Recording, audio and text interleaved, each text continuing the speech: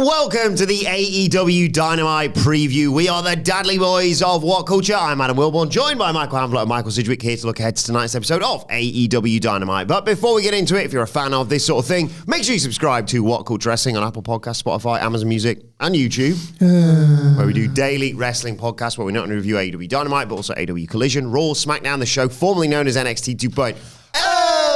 Pay-per-views, premium live events. We have interviews, roundtable discussions, and a round of the week complete with a bloody good quiz, of course, on WrestleCulture. As I said, though, joined by Hamflett and Sidgwick to look ahead to Dynamite tonight, where Jon Moxley seizes the SuperStation TBS. He does, yeah. I'm going to do a new thing here. I'm expecting a wildly uneven episode of AEW Dynamite that I suspect could live in infamy after the fact. Ooh. However, I don't want to do a big picture state of the company address, and I don't want to be too miserable. I'm starting to get sick of myself talking about how miserable I am. So I'm going to try and just simply go segment by segment, tell me what's on the show, okay, and I'm going to look for one positive, either that I earnestly feel or that I can look on the bright side of life. Just trying something a bit different. I'm sick of hearing myself being miserable. Fair enough. I think it's, I mean, as I always say, I think you give a very fair assessment of AEW. I do, but it's not the best audio. I mean, do a good product and it'll be better. Sorry. From now. Starting now. It's boring. Starting now. So this is the go home to the go home for Full Gear. Yeah. Right? Aye. Yeah, we have different thoughts on Full... Again, this is strange now, because I was going to say we have different thoughts on Full Gear, and we sort of touched on this yesterday, and we could maybe go deeper into it today. But then that flies completely in the face of what you said you were going to attempt to do over this podcast. Yep. Yeah. Your disdain for AEW bled over into the NXT preview yesterday. The car... Sorry. Fresh start. From now. Yeah. From now. Yeah. The card... I don't think... The thing is, I don't think this Dynamite is going to do this, but that Full Gear card could do with a little bit of sizzle with the steak. I think the steak's all right, but it could do with a little bit of sizzle, something to, I don't know, make it feel a bit more alive. There are matches that, it's a bit like this Dynamite, there are matches I'm sort of kind of interested in seeing, actually, but it's all just got that bit of fog over the lens. You know, nothing's really popping off that much, and yeah. And then you really do hear yourself going into that State of AEW address thing every week, because it is a series of like minor problems, but loads of them. Yeah. And I think this Dynamite, living infamy. Like, I don't see it yet, but then Sidgwick's right all the time about these sort of things. Sometimes in the short term, sometimes in the long term. So we could be sat here 24 hours later. Yeah, he was bang on about that one. Chuck you into the deep end here, because positivity, I get it. What do you think of Jon Moxley season the Superstation TBS, but also his wider comments about his return? I think he was in the New York Post, maybe, being like a hard reset for AEW. I mean, I can't do it then, can I? Sorry. I'll do starting from now, after maybe 1 or 2 minutes here. When does the reset start? We covered last week, so Jon Moxley's come in with the fictional arc of his character is he wants to be the iron that sharpens the other iron. He wants to see if he can put so many bits of coal under pressure through his really nasty pro wrestling and see if there are any actual diamonds there. And hopefully, you know, in a really long-winded way, it could be Daniel Garcia. Darby Allin will win the title. He'll be a diamond. That's the crux of it. But it's all inextricably tied to the fact that anyone who kind of knows anything about Jon Moxley or has heard anything about Jon Moxley, he genuinely doesn't like AEW and where it went. And, you know, he's all but saying this in the media. When does the reset start? Because surely it starts when he comes in. Because on last week's Dynamite, you had a Money in the Bank briefcase holder coming out to do a promo segment with a day oneer in Kip Sabian who Jon Moxley hasn't addressed yet, which brings into question how far-reaching this is when it's meant to be a takeover, when it's meant to be the umbrella program. This followed a vehicular homicide attempt. The women got 5 minutes. Konosuke Takeshita and Chris Jericho, who between them have held their respective titles for just over a month, were both pinned. I mean, if you take bit by bit by bit by bit. A lot of the developments on AEW Dynamite last week, that was bad, that was bad, that was bad, that was bad, that was bad. Like 2019 WWE principles can be applied to it. Just this naff, meaningless sort of sludge. So when does the reset start? That doesn't indicate to me a product that is in the process of change. That indicates to me that there's a slew of bad habits that have just crept so insidiously into the product that they don't really seem to. There should have been outrage about this Chris Statlander. I'm going to be good about the actual segments on this week's show, I promise. There should have been real outrage about that Chris Statlander Mercedes Money segment and how stupid it was on so many different levels of... Like Dark Order Punches levels of outrage. Yeah. Clown Show sort of, this is a bad scene. This is a bad scene. This isn't what AEW should be. It's a murder attempt where two wrestlers magically appear together in a naff backstage segment that seems to be endemic to American pro wrestling, USA pro wrestling, since the dawn of the Attitude Era. Just these nonsensical crimes in backstage segments in which the wrestlers just magically appear next to one another because that's how things are done, and they don't have to be. And AEW was not meant to be like this. The actual performance, the actual blocking, the logistics, all of it was a total nightmare, and yet the standards have plummeted so low that people don't really get annoyed and aggrieved and affronted by it, so basically, in answer to your question, I need some substance and some evidence that this reset or reboot is actually taking hold, because Jon Moxley wouldn't have been happy about. Jon Moxley's the babyface to me when I watch an episode of Dynamite like that. Yeah. And that's the wrong way around. In wrestling's defense, there's no real easy way to do a hard reset other than like you either do the WCW, all the titles are stripped thing, which is so jarring. Just like, if you've paid any attention or invested any time in it, that doesn't matter now because we're starting from today. You have and I loved it, obviously, but the NXT 2.0, here's 20 new characters and all these people are different now.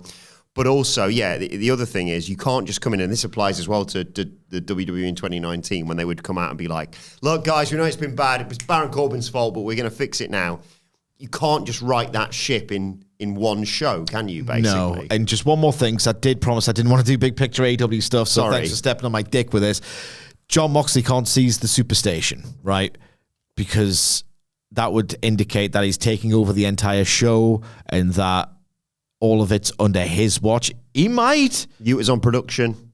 You know what I mean? It's just, I just think these are fantastical. Mafia Impact. These are fantastical graphics that are almost desperately chasing the magic of Eddie Kingston addresses his enemies. Yes, that's it, isn't it? They are looking for people on X/Twitter to do those collages and go, isn't it great that they have fun with the graphics? I mean, I can't say it being a takeover, as we established last week. They've moved away from Nunchuck's John Silver, mercifully, but yet they're still advertising it and presenting it to you, the audience, that this is some kind of hostile takeover and everything changes. No, it doesn't. I try and apply pure heart rule. Yeah.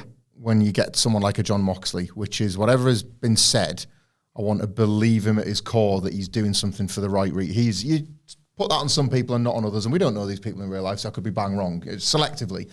And I certainly did with these comments.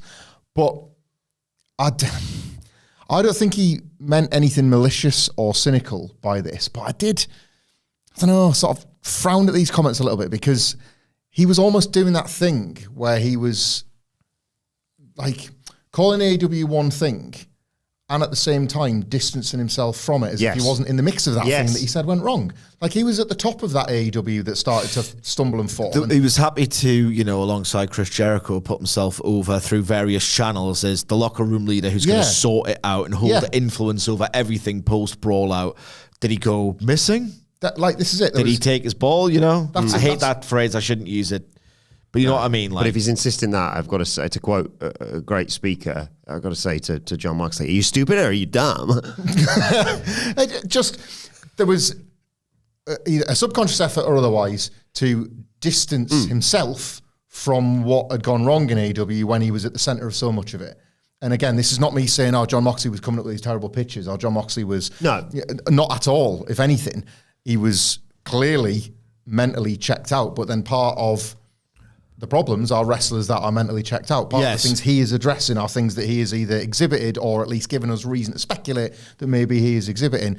And it does no harm. And look, we talked about in the office, and I don't mind like saying this on a podcast, like wrestlers should always be going like and bleeding their billionaire bosses for as much money as they possibly can. It does Jon Moxley no harm in the wider wrestling landscape to be thought of as a guy that was trying to change things and couldn't, and then all of a sudden contract season comes up. And again, I'm coming at this from like the cynical view where Jon Moxley might have been pure of heart and been like, he wants to be with AEW till the day he dies.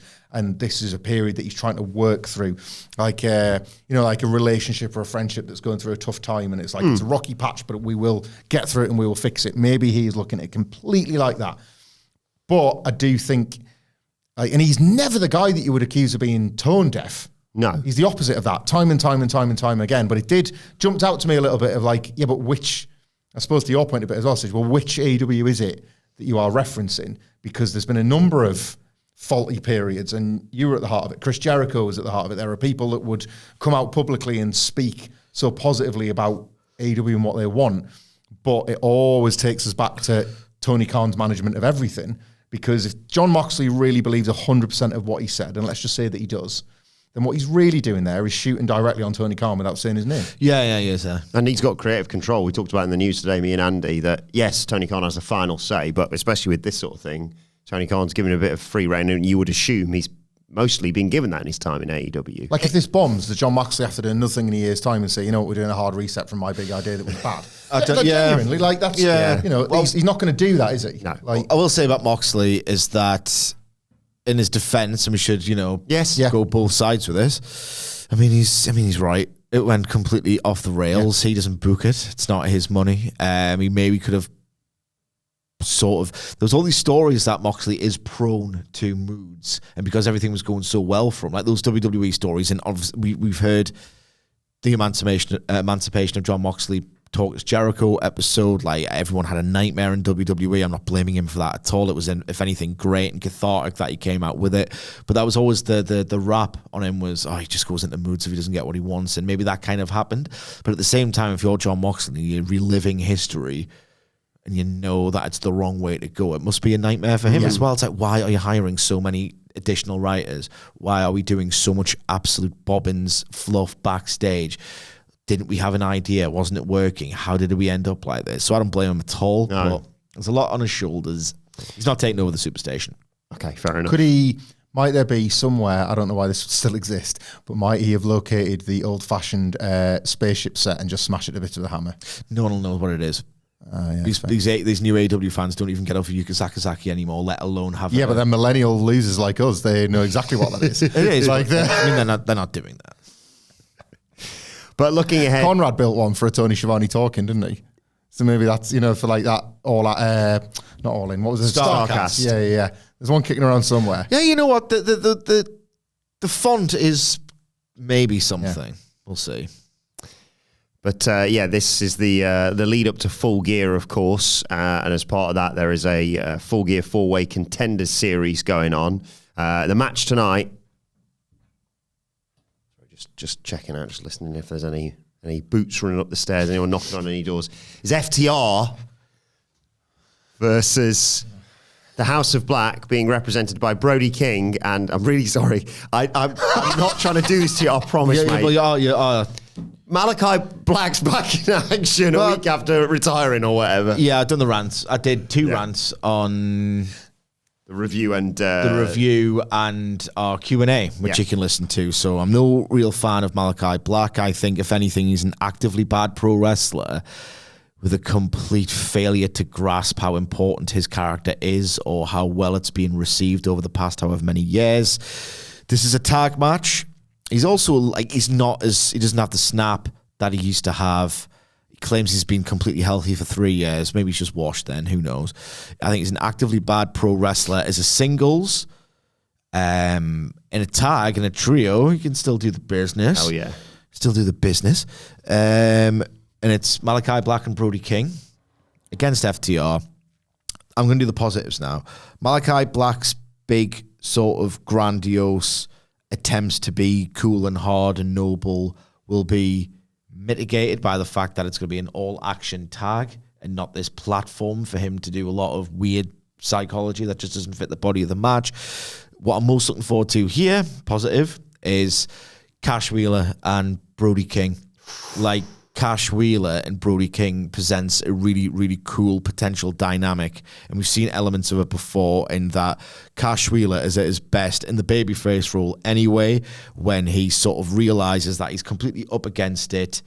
He's been cheated, wronged, or violence has been brought upon him. And his best work is when he explodes in a fit of adrenaline and rage and injustice.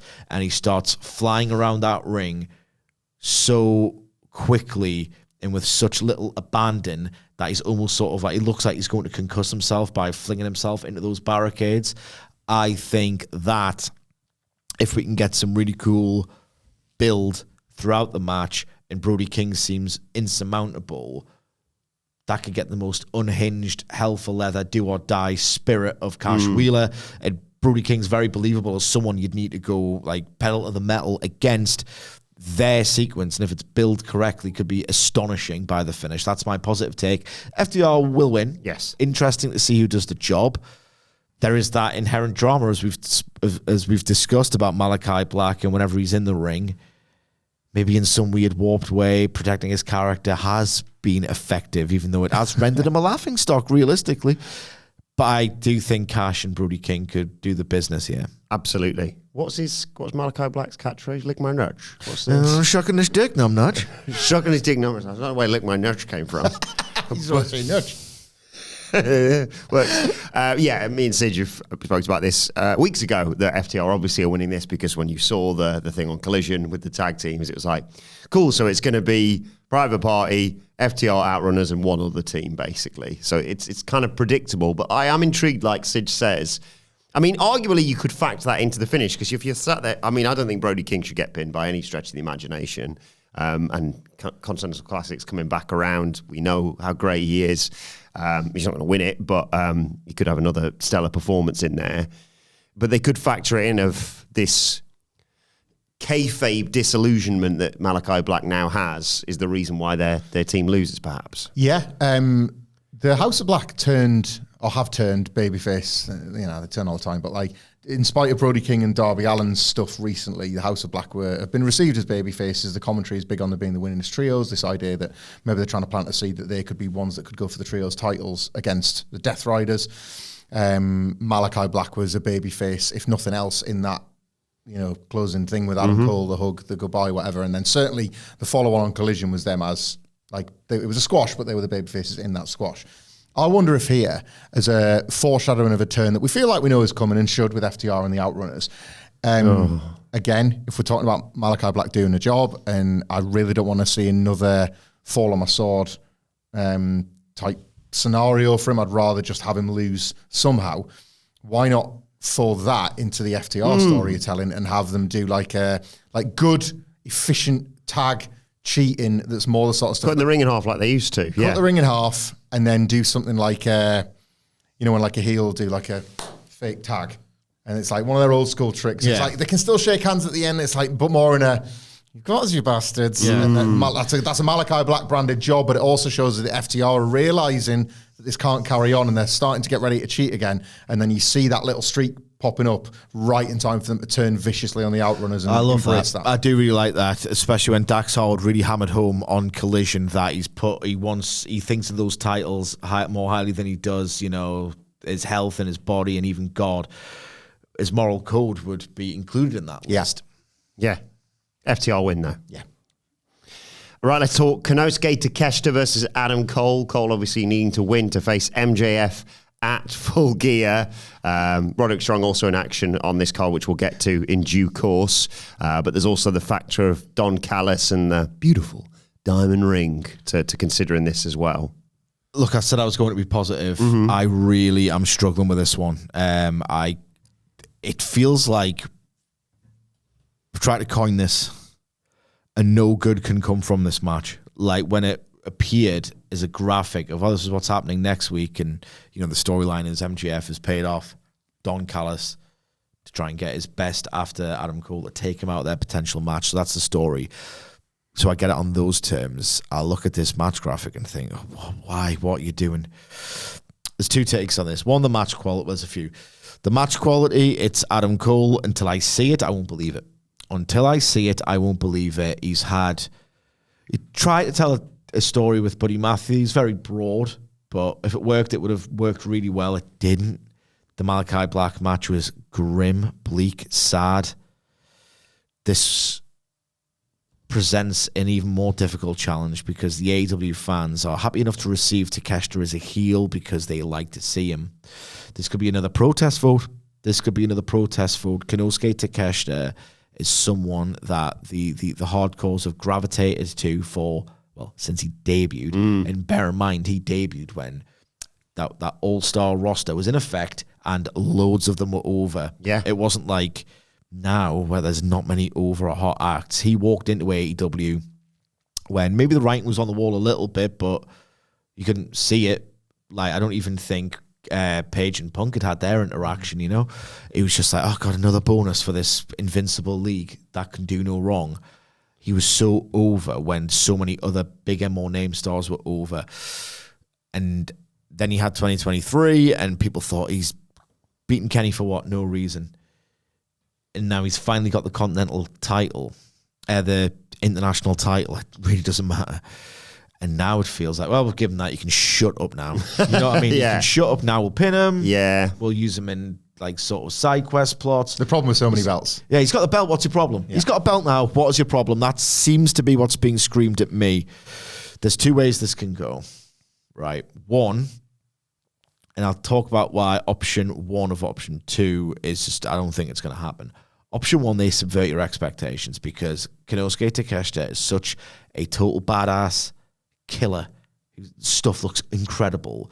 I've often said that in all of pro wrestling history, or at least of which I'm aware, I don't think it's a single wrestler as good as him who wrestles so infrequently. Because at least Kenny, before AEW had that great New Japan run, Danielson wrestled a lot. Ospreay doesn't really wrestle that much. I know he's back and forth in the UK, but he's had his mainstream-ish glory run. Like Takeshita went from DDT, which no one really watched, to this, and it's like he's too good. And people want to see more of him. People want to see him in a higher position even than this. And this Adam Cole, he just doesn't look good. He does not look good. It's a shame. He's the nicest bloke in wrestling by all accounts. Yeah. But at the end of the day, wrestling fans are a vicious bunch if they want to be. This could be like the Buddy Matthews match times 10. Because people like Takeshita way more than they like Buddy Matthews. Everything that Buddy Matthews is great at, frankly, Takeshita is much better. And I really rate Buddy Matthews. That's how much I rate Kenosuke Takeshita. So option one is they realize this, but I don't think they have. They realize this and think, right, okay, why don't we just wait? Let Adam Cole really rediscover himself again. It's not just, he's looked better. Let's face it, like elephant in the room. He has looked better. I don't want him to be Brian Cage, but he's looked leaner. He's looked sharper.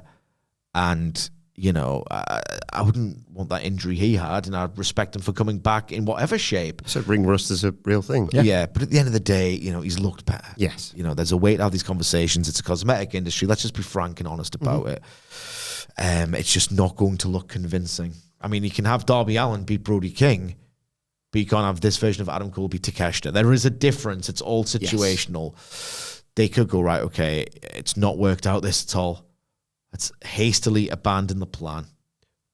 Luckily, we've got Roderick Strong and MJF as a match that we have in reserve through the way we've created the storyline. Let's kind of go with that. It can't be fun for Adam Cole. He's just a nice bloke. Hearing all this criticism, seeing all this criticism, hearing the fans just turn on him and reject it and not believe in him. And desperately trying to rework what the Devil storyline was. Yeah, I mean, this whole thing has been a disaster, a total and utter disaster. They could subvert the expected finish here, have Takeshita maul him, beat him, back to the drawing board, and then I think that if that were to happen, people would go, you know what, I respect that booking decision. It holds true to what's really going on here. And then they'll give you a reason to invest in Adam Cole coming back, because now it just seems like this fake little 3-step process, and then he's in the pay-per-view. It's sort of not in a similar way, but sort of echoes of the Hangman Page. Well, we all know he's fighting for the title at the pay-per-view. Yeah. Oh, God, he's lost to Brian Cage. Yeah. It's not the same, but yeah. No, it could be powerful, this. It could be a really elegant, sophisticated way of telling a story that earns the actual Adam Cole comeback, because this is a fake comeback. It's almost a sad comeback. They could earn a real one, and they could do something sophisticated that doesn't insult the intelligence. So they could do all that, or they could have Adam Cole wins LOL, right? Ricochet involved, perhaps, to set up a title match. Yeah, potentially. What you're doing there is that you're pinning Konosuke Takeshita, who just about a month ago won the international title twice in as many weeks. Joke booking. Like, you got a belt. Stop whinging. That's like the message I'm getting. Adam Cole could win. He could prevail. It could be, they could do a get out, as you say, with Ricochet cheating, interfering. I know Lance Archer's involved in a match with Roddy Strong, but Brian Cage is free, and the Don Callis thing was evident last week. Ricochet could screw Takeshita or whatever, and it's not entirely clean, but it's still, that's hardly a heroic. That in itself is hardly a heroic babyface comeback story, is it? So either way, they're kind of screwed here, or Adam Cole just wins 100% clean. People will get pissed off about that. You can feel the sentiment building. You can hear it in these arenas. I think it would do but it would be horrible for Adam Cole and how he's received as a babyface if that's how it goes. It's really bad on Takeshita as well. It's just a bad scene, everybody's fault sort of situation. Here's why I think option 2 is happening regardless.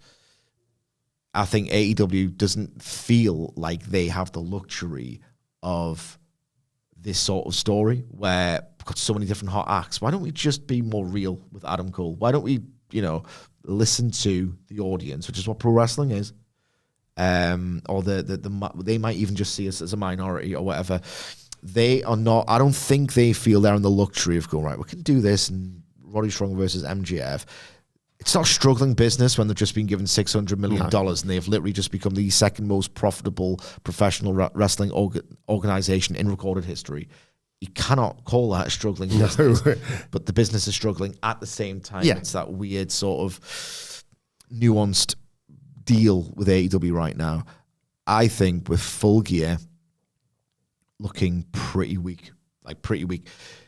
Maybe if it's got this amazing main event, you could do this. It doesn't have an amazing main event. It's got a rematch of what I think off the top of my head, if not the lowest bought show last year, then amongst the lowest bought pay-per-views last year, All Out 2023.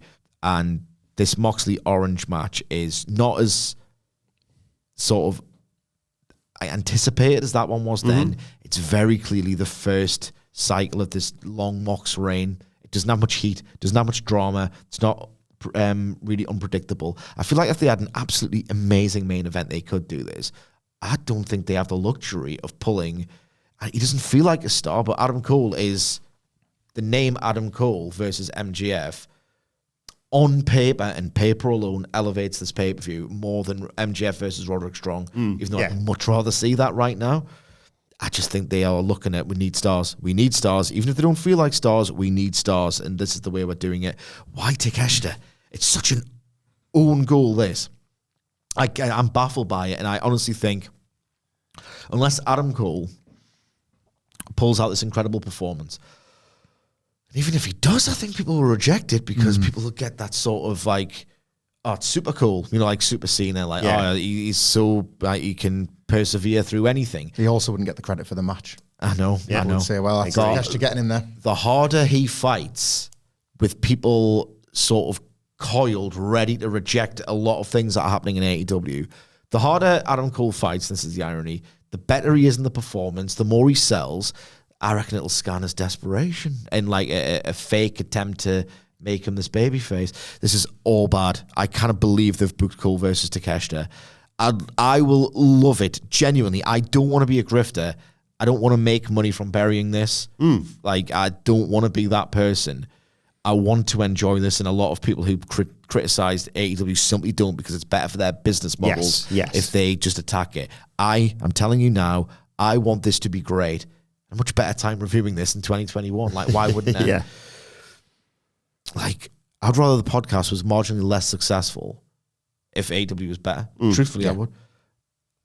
This is no good can come from this, and I'm baffled that they've gone for this match. Yeah, it's an interesting choice. I was thinking there, like, the echoes of, like, if Ricochet helps Adam Cole, whether that'll be like, oh, that's a nice callback to their history together, or then another reason for, like, Sid says to be like, oh, God, yeah, remember when it was Cole and Ricochet and they were just doing jaw-dropping stuff in NXT? And then you think, like, oh, so they'll prefer black and gold nostalgia over to the future who's Takeshita. You know, there's all sorts of narratives that they are just walking seemingly obliviously into. This feels like, do they not know? You know what I mean? Like, it feels like, I know I've talked a lot, Hamflet, but one more point. This feeds into something else that you worry about with AEW. It's like, you saw that match graphic. Once upon a time, if you saw something like it, you'd think there's a subversion coming that's going to be great. It feels like they don't know how much people like Takeshita. It's weird, genuinely weird that they've selected Takeshita when they could have picked anyone realistically. Do they not know their own fan base anymore? And are they just desperately going name value, name value? It's this mentality that this is a much smaller scale version of it. Hogan goes over Brett in 93. He has to be the star because you're desperate for stars. So you go with what you know. You go with that.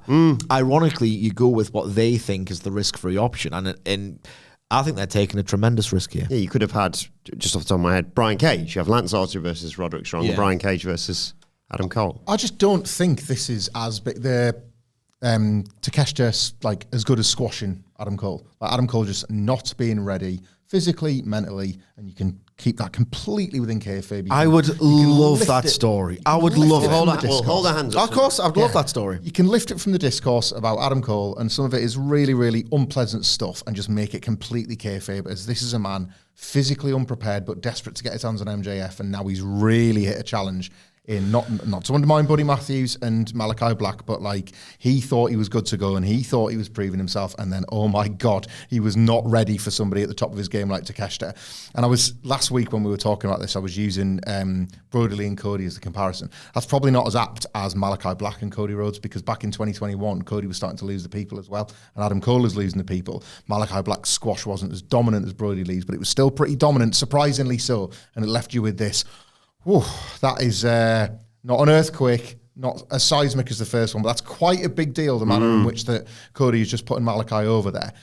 What's that acknowledging? What's that letting you know? What's that a window to? Ultimately, it proved to be nothing because they 50-50'd it, but that was a symptom of the kind of Cody problem, and that's, to your point about Adam Cole, Sige, it would be nice if they did do that again, but just went all in on it, and it was Adam Cole's like real redemption, a sort of a story that fans were rooting for rather than pushing against. Roderick Strong is set up as a perfect make good. You know, like get heat the old-fashioned way on Adam Cole here while you're beating him. So the Dynamite Diamond Ring has been introduced into things. Beat him and then bloody him up. So you're left looking like have Takeshita beat him by really viciously targeting the ankle, beats him, pins him. He's the better man. Of that, there is no doubt. Adam Cole with a Crimson Mask because the Dynamite Diamond Ring does the damage. So that's MJF's stamp on things. So you've still got that. Yeah. But then in the meantime, Roderick Strong, whatever was going on with that weird triple threat booking, he's there now fighting for Adam Cole. And he loses to MJF, but he was trying to do right by his mate in what will probably be quite a hot match. And Adam Cole is this guy that all along now, there's actually a sort of sense of momentum behind him as a babyface, getting real revenge for a real thing, not devil mask bollocks and a story you've had to twist.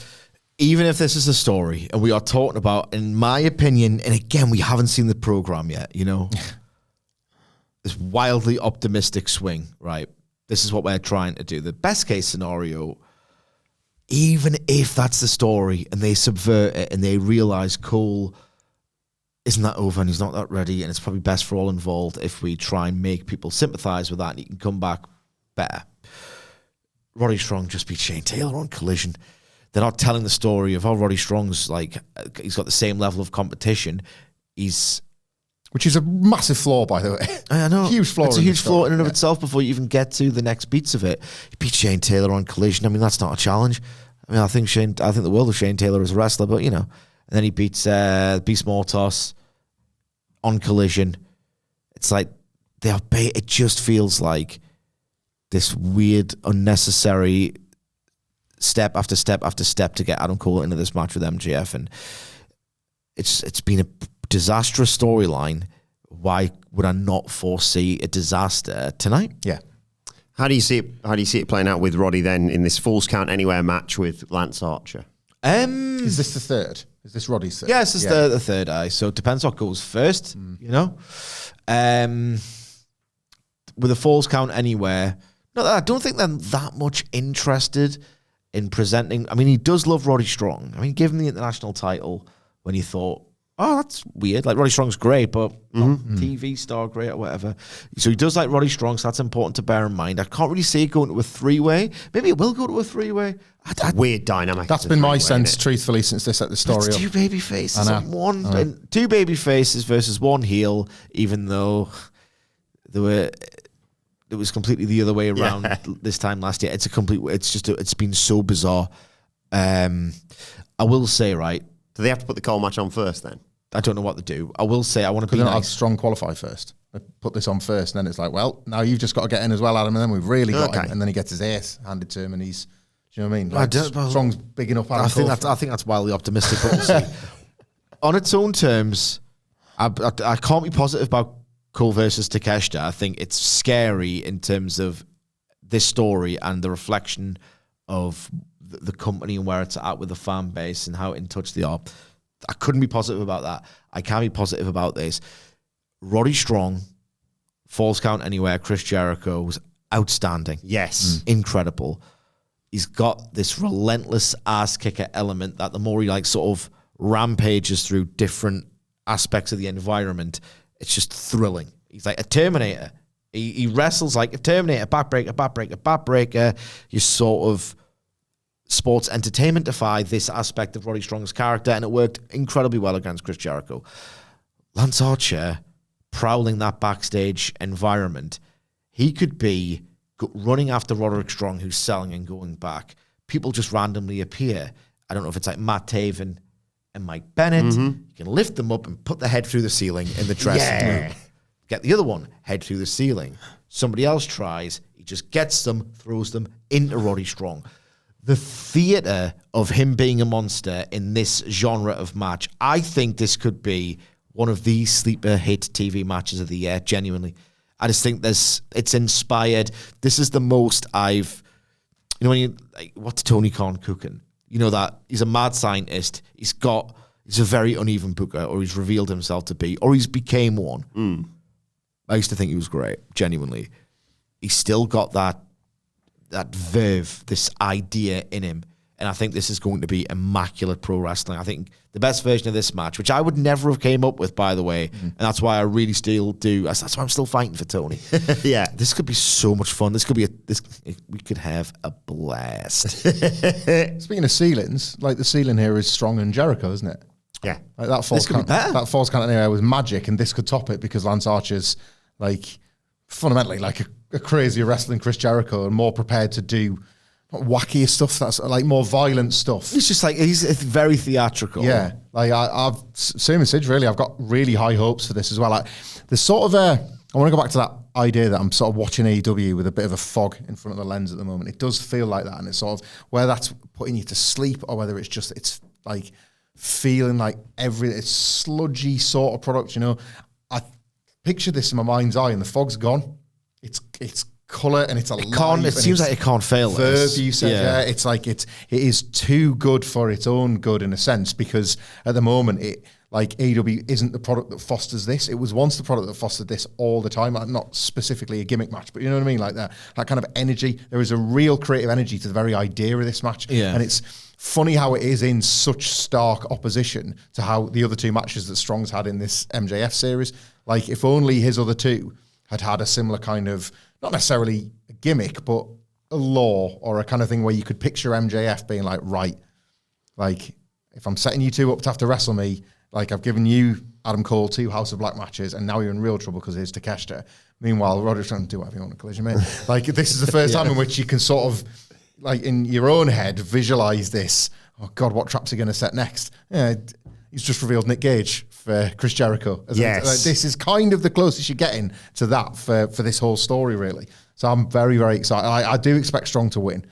The 3-way, I know it's weird, has always sat there as the likely outcome for all of this. So on those terms, I expect him to win. But MJF's allegiance with the Don Callis family at least potentially lift Strong out of it if you're still trying to get to the singles. He could also drive a wedge, because what was the exact wording he said? The first person to get 3 wins. Was that right? Or is it just if you get... Because like he could say, I never said I'd do a triple threat with you. Possibly, yeah. It just feels like in wrestling, if there's so much of a possibility of a match, it's usually the direction they're going in.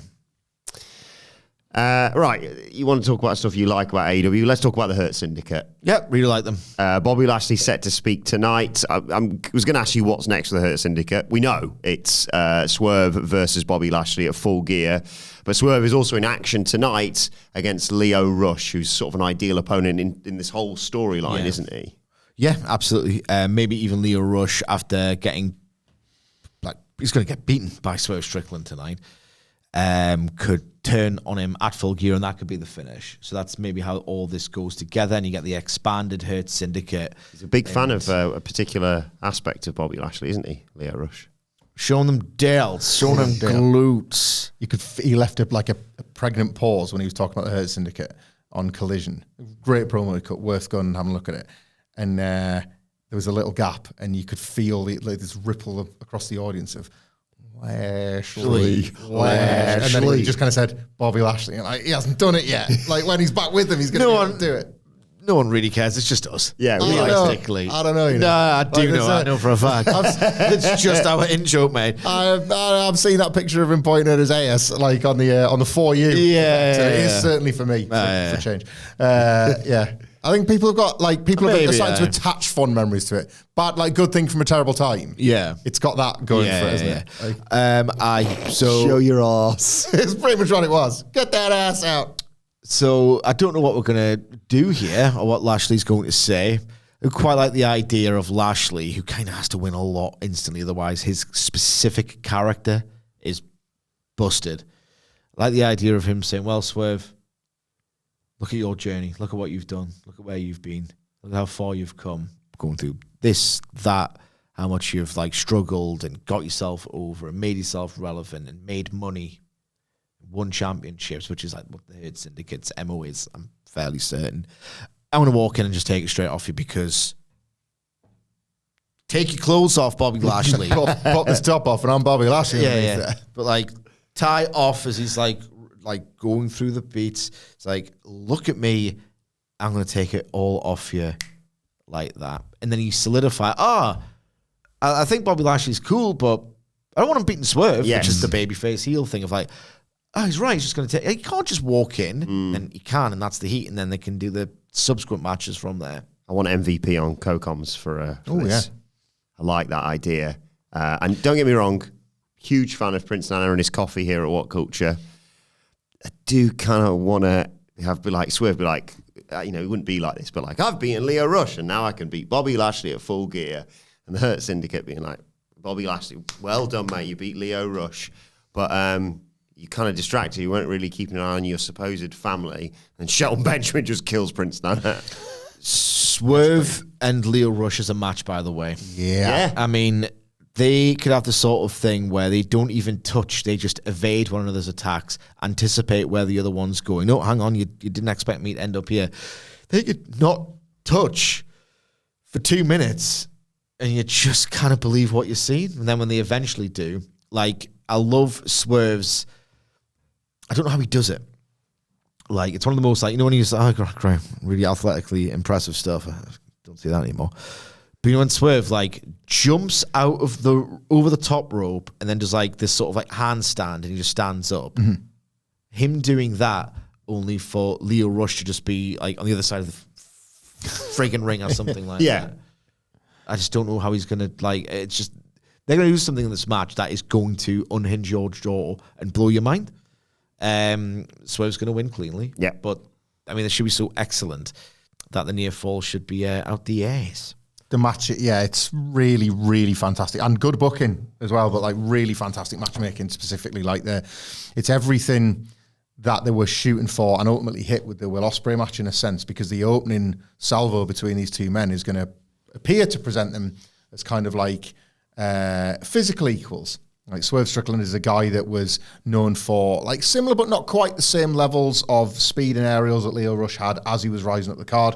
And as we've talked about at length, and thank God he did, and more should. has wrestled up to his push and adjusted his style and his look and everything with it along the way. And that is basically going to be the story of this match, I think.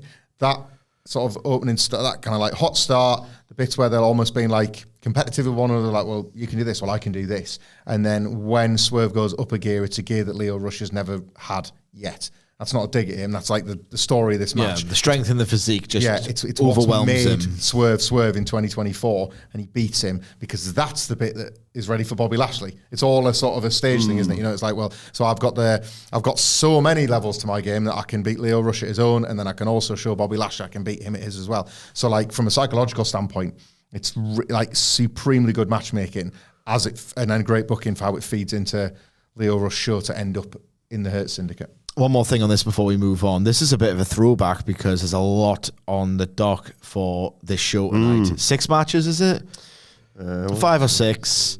4, 5, 6, yeah. 6 matches, about 4 or 5 we hear from segments. This is one of those like rare, because I just watch it now. I don't even watch the clock. Where I used to be like, is there enough time for the match that I'm really excited about? That was the feeling.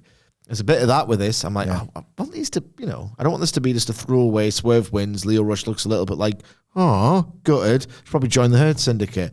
I want this to be like, I want this to get time. Yeah. I'm trying to work out the order of this show. I want to... Let's go. I'm not doing it at all. I don't know. I just wanted to do that bit.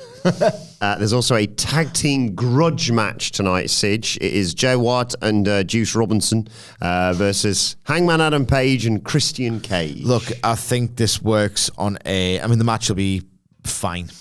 Fine, I'm thinking, like, Christian Cage and Jay White have put me off. Like, just generally. The idea of them having any chemistry, that was absolutely bizarre. This match will be fine. It's got a character who's always going to be over in Christian Cage, but not really at his peak. Jay White versus Hangman Page defines this.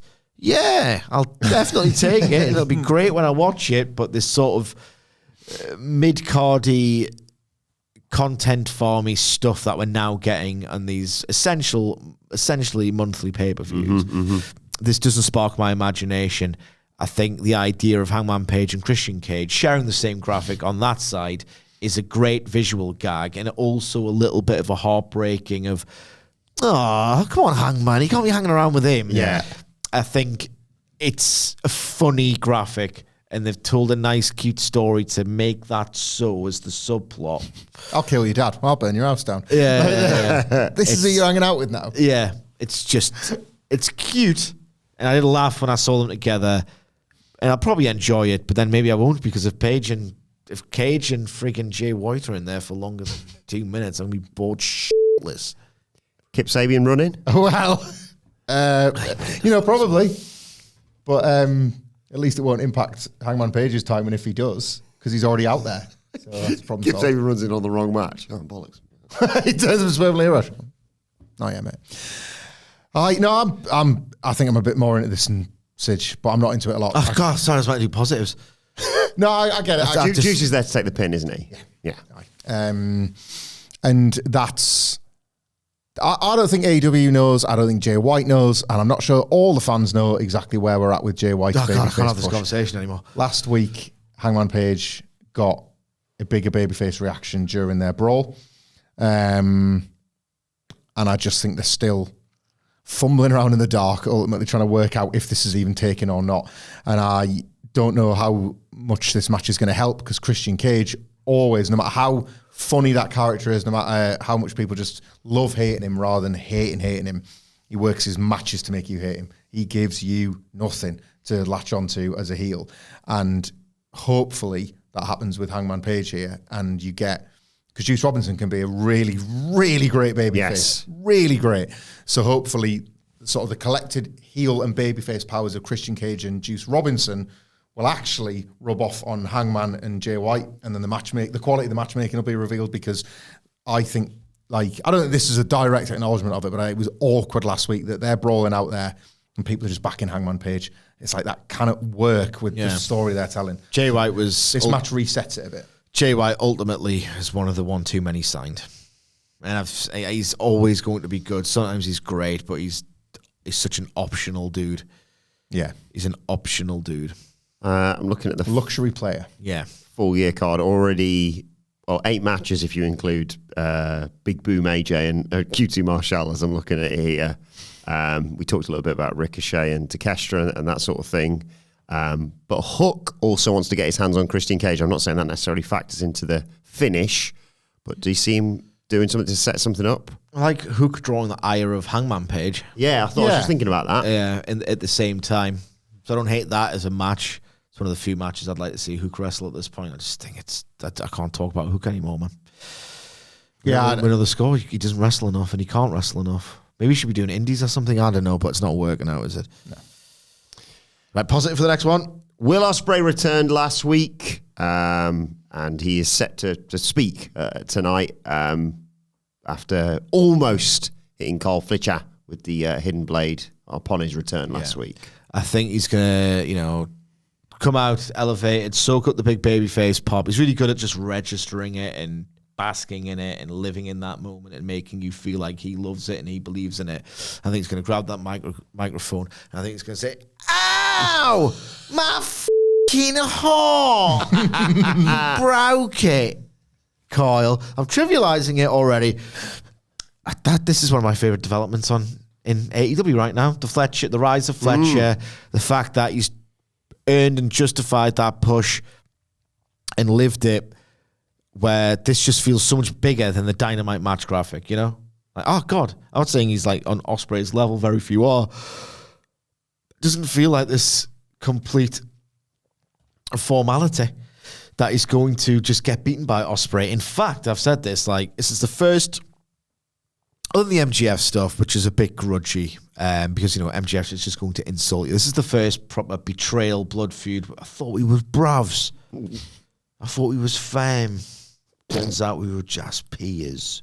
Except I'll clear you, all that sort of stuff. I want Fletcher. You can cheat. It's wrestling. God, we have to cheat, don't we?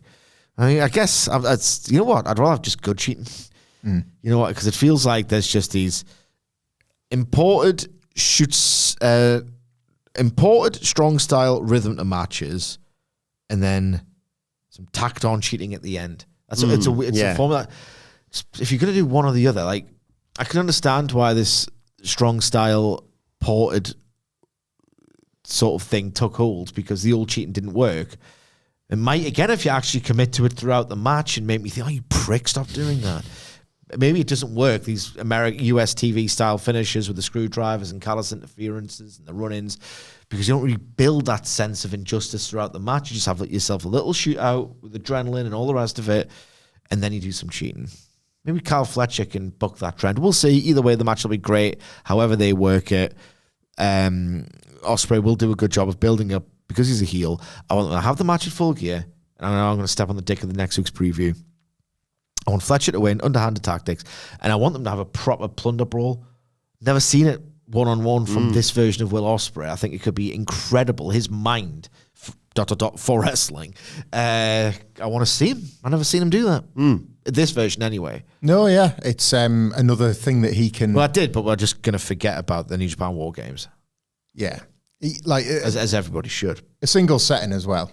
It's the closest as Kenny, isn't it, really? Yeah. In terms of them getting like in amongst it with the weapons and stuff. Watching Kenny do that early AEW was like... He was a big tablesman in New Japan, but this is different gravy. Different gravy. Yeah, it's another thing for Ospreay as well. I always think back to the Swerve thing and it getting out that Ospreay would just want to do business for the good of AEW and stop the conversation happening that, well, you're going to have to belt up Will Ospreay. And it was like, that was a really, really like noble thing and a good bit of business from Will Ospreay to do that, because obviously that shows that he is looking out for the future of AEW, something that he sees himself as a big part of, and he should. Far closer to like chasing a hard reset than John Moxley, let's be honest, or Will Ospreay coming in. Like AEW led by world champion Will Ospreay says something about what AEW is. And this year, and why Ospreay's year, because we talk about like our different takes on his matches versus how like a lot of people just receive him as this instant, well, that's going to be the match of the night. Like, I don't necessarily have that with Will Ospreay, truthfully, but what I have had with him this year Everybody said what a great TV character he's been, unexpectedly. But what I'm also seeing is like, what a pretty shrewd wrestling businessman he is as well, because as Sidge points out, he's going to do this first kind of proper betrayal story here. If it ends in a weapons match, he's going to nail that as well. He's going through like a tick list of all the things that make you like the 5-tool player, as they say, or like he's listening to Kenny. The perfect guy to be the guy. Well, have you got this? Yep. Have you got this? Have you got, like, the easy bit for him was delivering like a match of the year contender. That's the reality of the signing of Will Ospreay. It's like the positive forward-facing version of that terrible old WWE. Well, unless you can do it our way and get involved, get in the sludge of a skit, you ain't. Yeah, you little indie hack. Like, this is like the positive version of that. What he's trying to do, it's not like this one central AEW style. It's I have got the lot. You want the wrestling buffet, you just come to Will Ospreay, let alone the rest of this roster, making himself the perfect figure to actually be the perfect world champion. And this story and this potential match, I think the Fletcher match, I thought the first one banged, I thought the second one's going to be great as well. I would really like Fletcher to win. It's that thing where Ospreay will make me root for him as the babyface, but from a like sort of a outside of the story point of view, I'm going to be rooting for Fletcher for what else they can do next. I share your enthusiasm for this. I love all of this, and I love watching like Swerve and like certain others in wrestling, like I guess like a Jey Uso at the moment. I like watching anybody make real that like awful old Undertaker got to run with a ball kid. Like Fletcher's running with the ball, and I just love watching that. I get so excited about watching a wrestler just in it, really, really in it, and refusing to let anybody else get near them because they are the best at being themselves. We're going to do this in sort of a weird way. We'll talk about the match in a second because, sorry, just I check my notes here, Sidge. There's just the one women's match on Dynamite tonight. But before we get to that, Mina is coming. She's finally back this week. Mina Shirakawa. Jamie Hayter is also set to speak. It's all around Mariah May and the World Championship, of course. Yeah, Jamie Hayter's done the thing where she's won the match, she's come back, she's orbiting the title pictures. But then Mina complicates things because why is she coming back if not to do the match at last with Mariah May at Full Gear? Or the celebration. Maybe you could do just the celebration. Jamie Hayter, the AEW's got form with this where it's like, we're going to hear from someone who is scripted to suddenly and spontaneously interfere in something. So that she'd have a promo segment telling us that it's fake. So maybe they could say, ready for the celebration next week? Because I think they would actually advertise it. Yes, I think so match too. graphic. So I don't know how all this fits together. But maybe Hayter does something, just 10, it could be a 10 seconds backstage. They advertise these for whatever reason. We hear from Jamie Hayter. It's like a 15-second backstage segment. I don't know why they do this, but they do. It could be amongst that. Mina is coming. Just comes back. Side-eyes Mariah May a little bit, but nonetheless goes, okay, we'll do your celebration next week. Then that could be foiled by Jamie Hayter. They're setting up their match at Full Gear, and then you could do Mina versus... So you could do Hayter versus Mariah May at Full Gear because she interrupts the celebration, but then they could do Mina versus Mariah May at World's End. That could be that's a triple threat I'd like to see. Mariah versus I don't want to see Hayter any versus three-way Mina. matches unless it's absolutely necessary. Yeah, fair. But I'd rather see that than the MJF one because at least it makes slightly more sense of like babyface Jamie Hayter, heel Mariah May, question mark. Yeah, Mina question Shirakawa. mark? What's going on? Yeah. The only thing I'll say to that is that this is when you get a little bit undone by your wonky creative or your bad booking, because Jamie Hayter losing a title match to Mariah May is the last thing I want at the moment, because the comeback has been sort of so middle of the road. Like, it's one thing if you bring her back in a blaze of glory and she like already creates a ton of stuff that you're buzzed about and then falls short and it almost feels like you're investing something bigger down the road. At the moment, she's kind of been othered a little bit, and if she's coming out of that like into a title loss, there's not really anywhere. She's run out of road already, you know, like she hasn't. There's always a Britt Baker thing you can revisit, which was like dropped without mention, or it's Jamie Hayter. She will absolutely fight her way back into contention. But we talked about Adam Cole earlier on. I sense a real feeling of frustration around the way Jamie Hayter has been handled since coming back that could really blow up in AEW's face if they just beat her. Yeah. Like Would you your be right first- with her not dropping down, but shifting into a Mercedes program instead after that? Would that just feel like you've just gone, you can't win that one, but you can win that one? I don't know. I don't know. I think truthfully, I think the trick was to have a far better plan for her coming back than the one they've ultimately gone with. There's just too many wrestlers, man. Too many wrestlers in too few segments for them to do anything of note. It's the problem with the women's division. It'll always be the case. Or just have a return on the main card of All In, Or or not when me and Sid are going to get book chicken more- tendies. or book more women's segments full stop, so that you've got... Doesn't have to be stories. Like, around where the belts. is Willow Nightingale? Yeah. Oh, yeah. Like, where the is she?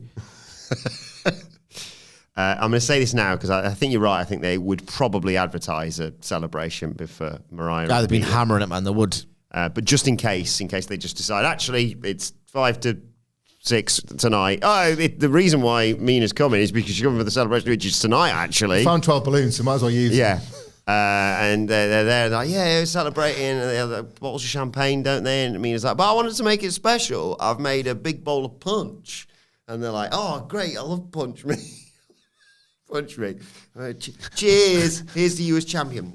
Oh, it's disgusting. Mina's like, what are you talking about? He's like, what have you put in it? I was like, yeah, I'm just like I like Bucks Fizz. I put like orange juice in there, I put some Prosecco in there. She's like, oh, I can take something different. Is it lemonade? No, it's Haterade. Huh? Thoughts? I thought you had me at punch me. Like anybody who's ever said that one, give me a drink of punch. Punch me, Jimmy. It's What is punch? Punch. punch? It's like you pour it into the parties, don't you? And you have red cups and all that. But is it not just a big Big old sloshy fruit booze mix. Yeah. No, okay. Usually, I mean, whenever we make punch, it's usually what have we got left in the cupboard. And you want it to be like off a Simpsons episode where it's like a lovely vibrant red and it just all goes a bit of an off brown. Yeah. Do you want some of this? Not really. I think it's congealed, to be perfectly People honest. putting their hands straight in to scoop it out with the cup. I find That's that why you have a gross. ladle, man. You got ladle? Yes. Oh, fancy Dan. Well, I've probably never used it, but yes. I'd be interested to know what you'd use a That's ladle what you for. eat your soup with. But as I said, Sitch, just as of right now at least, just the one women's match Stop doing this to me, everyone. advertised for this show. It is Britt Baker, DMD versus Penelope Ford, It is. who's getting a 6-week run of losing. And then, how can I possibly, like, what's Britt Baker doing? What are we doing here with Britt Baker? Yeah. How am I meant to receive this as, right, oh, well, Britt Baker's back, you know what that means? Oh, I know what that means. Britt Baker's back, so she's going to probably win a match, push star, and then she's going to go into a feud with somebody else, and then a career. She just comes and goes. She was in contention before she was ill, wasn't she? So, like, she could argue, Yeah, I I was guess. supposed to be getting a title shot. It just happened before the last layoff, and then again, she was like, I don't know, I don't know and I don't care. Maybe Penelope can help her regain her Ford focus. Maybe she can. Can't. Here's the thing. I don't believe anything will necessarily come out of this if you are, I don't know, how to put this across.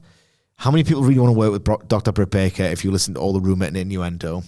Therefore, how many potential opponents can she actually have? I don't know. It's just so weird with Britt Baker. The stories that haven't been told, that have been alluded to, that you can kind of infer are happening, and it doesn't really all add up to this great character arc in which she can feasibly interact with everyone in that locker room. Let's put it that way. You know what I mean? Well, what the f*** are we doing? I don't know. And here's everything else on top of that. She's not very good in the ring anymore. And it's weird. What was the comeback singles match? I've already, Mercedes. No, the one she had in Britsburg. Came out with a terrible towel, and I can't remember who. I'll tell you one thing, it was better than, and that's CM Punk versus Samoa Joe at Wembley, and it was against Serena Deeb. Of course, that was it. And I don't know, I'm probably, it's a hazy recollection. I saw about 5 towels. I thought it was a bad match, and I remember it got that rating from Dave Meltzer. A couple of people were like, she's back. 3.5 Britt's miles back. over a 0, mate. That's what CM Punk versus Samoa Joe was a dud. Dudski. Dudski, now that if you factor in inflation, Yeah. it's a dud. Yeah. It's a dud. It is one of my most vivid memories of this year, despite everything that happened on that night, by the way. of and that whole day, to be perfectly honest. It's coming back from the bar and going, Sidge, what have I missed? You just saying, I don't know what's happening in front of me. Can't tell. They're not wrestling for a stadium. Yeah. So I don't think this match is going to be very good. I think Dr. Britt Baker's going to win. And then who the hell knows what happens from there? I don't know. I don't even think they know. Yeah, it doesn't feel like, okay, well, this obviously is the first step on the road to, it's like... Yeah. It's like, who knows? Well, maybe we'll find out. Sorry, I was meant to be positive. Could be something. Could be. Hey, here's a positive thing that I think I've tried to do it mostly throughout this podcast. Here's something. I don't know where Dr. Britt Baker's going, but I do know the destination will be better than CM Punk versus Samoa Joe. And how much fun was that, guys? So that's a positive way of looking at it. But it is, as I said, the only women's match on this card. Sure is. Sidge, where we have to get to the name of the game. Before that, we have to get to the aim of the game, though. We don't have to, but we feel like we have Shouldn't to. have to. No. Shouldn't have to, but we feel like we have to because we've been doing this for so goddamn long that it's going to feel like an actual victory if things change. The aim of the game is to identify to the hour, minute, and second the first time you hear the first note of the first entrance theme for the first women's wrestler to come out for the only women's match on Dynamite, with the idea being, well, there's a bit of a pattern, isn't there? There's an old pattern developing of why is it only one, and why is this one more often than not in the same position of the show, the same slot, and you're thinking, hang on, if they're positioning this women's match just before the main event, and it doesn't really feel like a passion project, and there's so little women's wrestling comparatively on Dynamite, but there's a sense of cultural shift now, or a fear of this cultural shift that either Tony Khan himself or the standards and practices, the Warner suits are thinking, oh God, we can't not put women on. Come on. I mean, that's sort of PR. That's PR suicide if we don't have the bloody birds on, because the wokes will kick off. So let's get the bloody birds on. Jesus Christ. Oh, God. Right, okay. Well, where can we put them? In the start of the show? No, we're not doing that. The fans will think it's all birds, so we can't do that. What about, second match? Well, yeah, tucked away. That's nice. Sometimes, yeah. It's an idea. What's the optimum position? Because we want to put the women's wrestling on, but we don't want the fans to think that, the important stuff's ages away. I'm thinking, are you thinking what I'm thinking? I'm picking up what you're putting down. Put them just before the main event, because we can say, I know it's birds, guys, but the main event, if you just get through this, the main event's coming up next. You think, what a mouthful that is. Can you jinglize what you believe to be AEW cynical thought process? Sure can. Don't worry, guys. When the women come out to play, the main event ain't too far away. That's the aim of the game. And the name of the game... Ooh, I'm excited. ...is... it's a difficult one, this. Ooh. And the aim of the game is... It's Teenage Kicks. Is NXT so hard to beat? I'm sick of everybody saying yeet. Another girl in the only match. The youthful demo you cannot catch. Don't want to watch the House of Black tonight, but another women's match on Dynamite. Oh, yeah. I'm gonna scroll board on my phone. None by the usual bullshit tone. Cold Takeshita will be pretty bad. Think of the Willow match you could have had. Don't want to watch the House of Black tonight, but another women's match on Dynamite. All right. Love it. Fantastic. Love it. Getting better every week, these. Nah, I've peaked. I saw Diminishing returns have been reached. I saw the licensing thing and I thought, Christ, Sidge is going to be at 4 hours trying to do a November Rain parody or something. It's just like, pull out a scroll. For I think that's wrestle culture. Everybody needs somebody. It's great. I'm listening on the way home. Shaz. if you listen to it for the It entire might do some heavy- I'll just get you home. Like, It might do some heavy lifting, for some of the matches. If you can accompany, people forget. You're not trying to tell them in listicle format for 8 years. The build to Rock and Austin to WrestleMania sucked ass. Yes. WrestleMania 17 anyway. The 15 build was good. Yeah. The 17 build sucked ass. The 19 build was also good. Oh, good. It was all right. 17 was like, but you put Fred Durst on there and you've got a show. You put Axl Rose on Full Gear and you climbing mountains, running through brick walls. It's funny, always You do solos on cliff edges, man. look in the back. That's why you will now be managed by Deborah. That's in the video package, there's enough of that. Aye. It was bad. Real bad. Really, Rock and Austin were really bang into like segments where they just stare at each other and toast each other with beers. Yeah, like intense like. This. And then they'd always be like that friendship can't last, that temporary alliance. Oh no, it's done. You get to respect each other, but they can't stop fighting. Yeah. It's a story. Look it up. Ever heard of it? Creating a beer for the boys, those two boys in particular.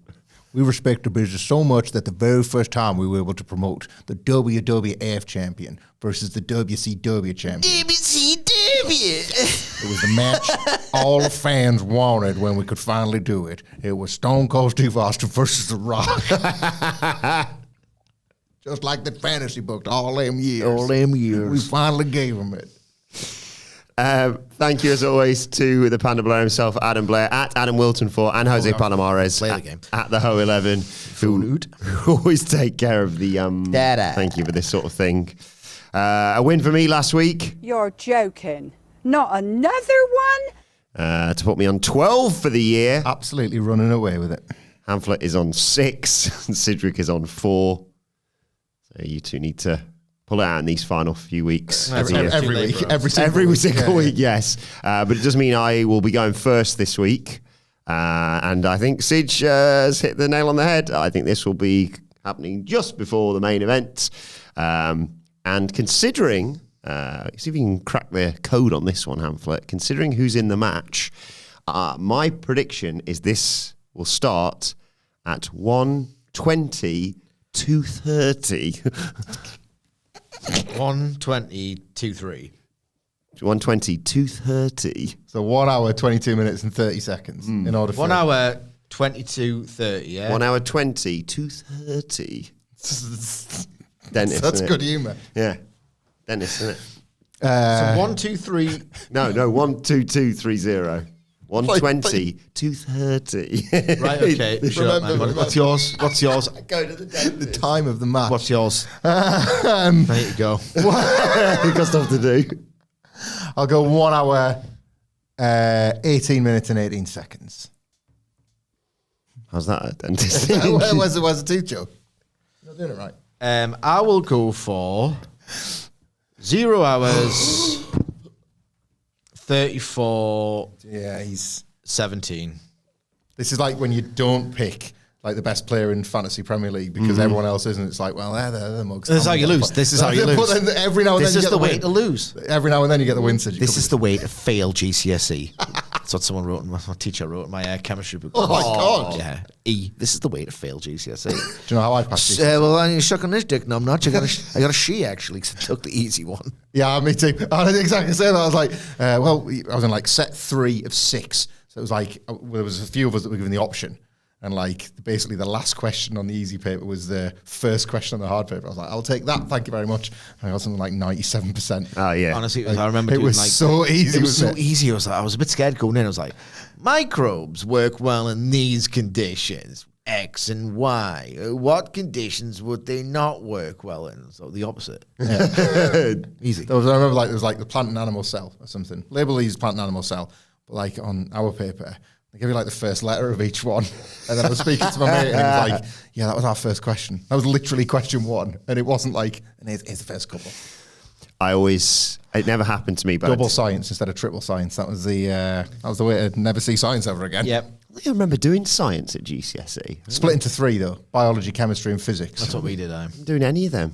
I can't remember. It was all divided up weirdly for ours. I did more like Grammar school, like. I don't know. Yeah, I did. They must have done some sort of science. I remember doing like geography, food tech. Oh, bloody hell. I did the short course. We did like a short one. You had to do one was like a half GCSE based, and that was food tech because I was terrible at all the technologies. I just hid my work in like the woodwork one because it was so bad. I tried to make a David Seaman thing that went like that. Didn't. It never worked. You know, they like make a thing that you turn the crank on and it moves. And I was like, what if David Seaman went like that? And then I went, I mean, that's a nice idea, but I can't do anything. So I did graphics for GCSE. I did incredibly poorly at that.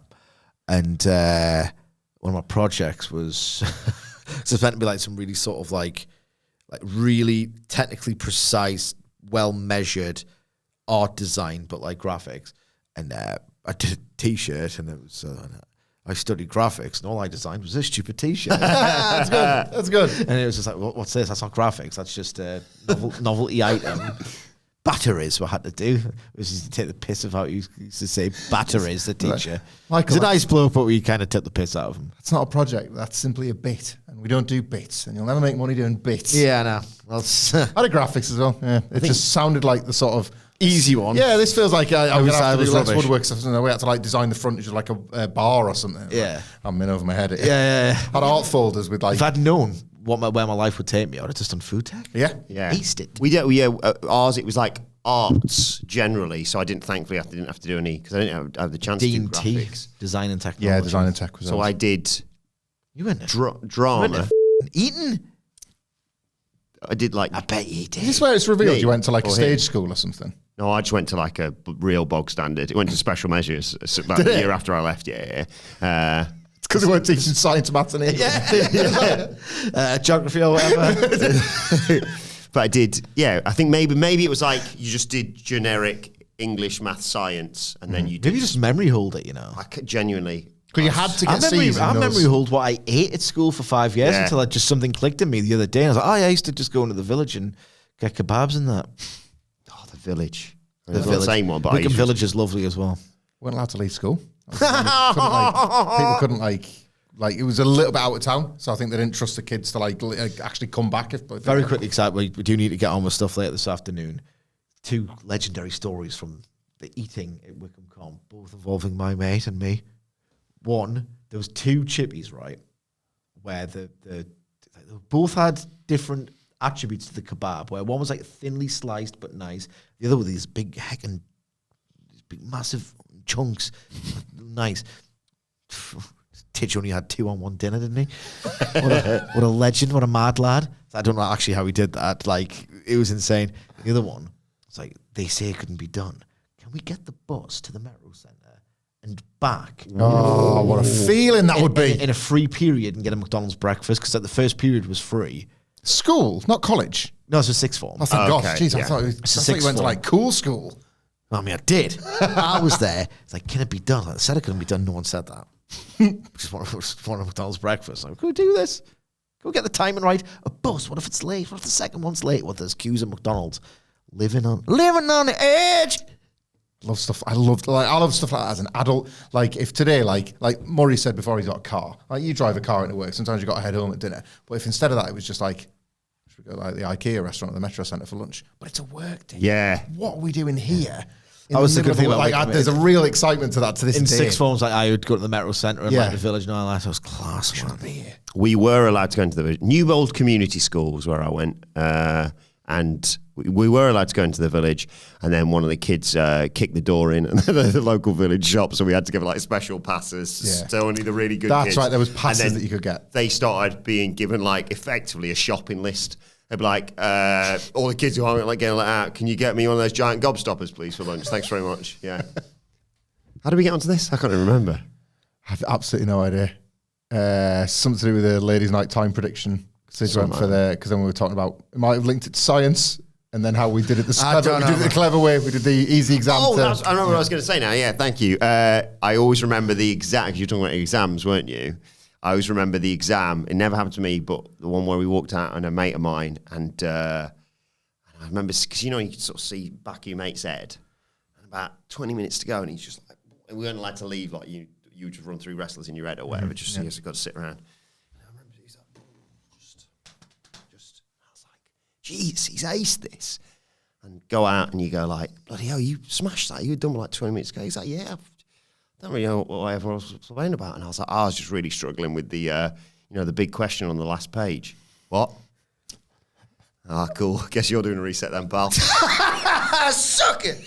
Suck on this dick, numbnutch. On that note, we will conclude. Let us know your thoughts ahead of AEW Dynamite tonight in the comments or on X at WhatCulture WWE. Watch, they can follow all three of us. Follow Michael Hamflett at Michael Hamflett. Follow Michael Sidgwick at I'm Sidgwick. Follow me at Adam Wilborn. Follow us all at WhatCulture WWE, and make sure you subscribe to WhatCulture Wrestling wherever you get your podcasts from for daily wrestling podcasts. We'll of course be back tomorrow to review Dynamite. The NXT review is coming your way later on today. But for now, this has been the Dynamite preview. My thanks to Hamflett Sidgwick. Thank you for joining us, and we will see you soon.